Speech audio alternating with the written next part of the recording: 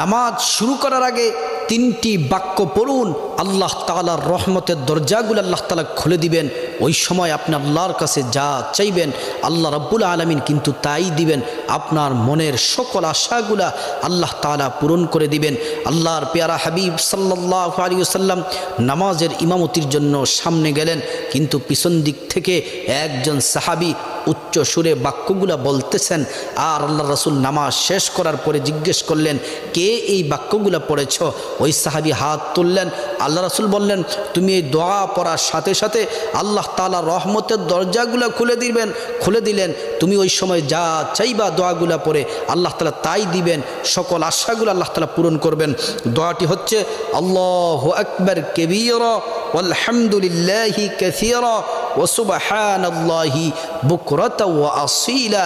এই দোয়াটি পড়ার সাথে সাথে আল্লাহ তাআলা রহমতের দরজাগুলা খুলে দেন।